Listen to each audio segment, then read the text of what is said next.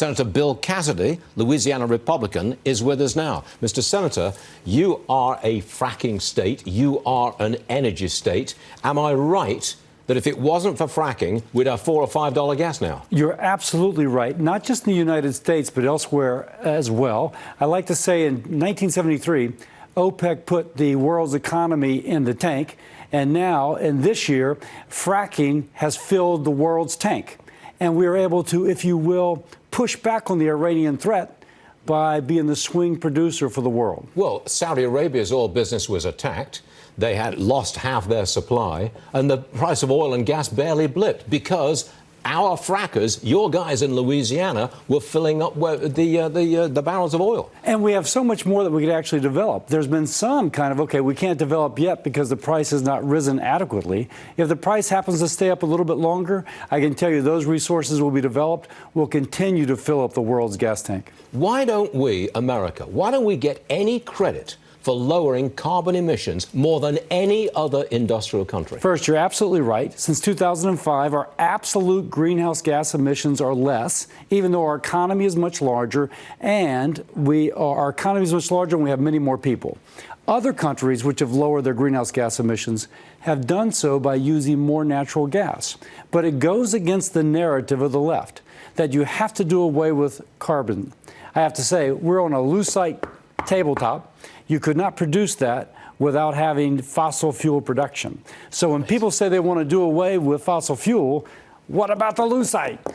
Not to mention your gas tank. Wouldn't you think that Senators Warren and Sanders would say, wait a minute, if we ban fracking, and they want to ban fracking, we would have astronomically high gasoline prices and natural gas prices to heat your home. Aren't they looking at that? So when President Obama first ran, he said something to the effect of necessity, you will have to pay a higher energy cost in order for us to achieve our goals. By the end of his administration, he was complimenting fracking because it's the only thing that buoyed the economy up in the midst of the great financial crisis. So I think that although Warren and Sanders want to get their base out by saying that we don't need fracking, every time the Iranians lob something at Saudi Arabia, we're reminded just how much we do so, not just for our country, but for the world at large. What would happen if Elizabeth Warren, Senator Warren, is the Democrat nominee for the presidency? Could she win Louisiana? No way. That's an interesting response, Mr. Senator. And think about it. I think President Obama actually did a tremendous disservice to the issue of decreasing global climate emissions.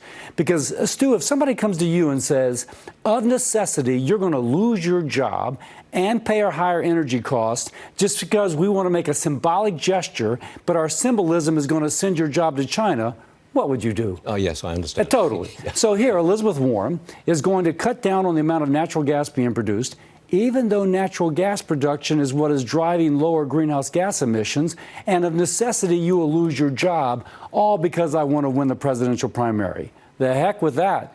And I think people across the country, the more they know about that, will say the heck with that. Is Louisiana one of those states which has a port which is exporting liquefied natural gas? We probably have more ports than any other place, maybe the western coast of Australia. And when President Trump came down, it was so nice. He had people stand up, working people, to talk about how this job had changed their life, how the coverage they had through their insurer because they had this job building the LNG export terminal, or they were building the pipeline, or they were doing the fracking, allowed them to get better coverage to manage their wife's breast cancer, or something like that. And so it is a tremendous economic driver for working Americans who are left behind by the Obama economy, but who are enjoying the fruits of the Trump economy. Senator Cassidy, I hope you attend the climate summit at the United Nations just a mile down the road. I'll do that. Okay, that's fine with me. Senator Cassidy, thank you so much. Thank you. Appreciate it. Thank you.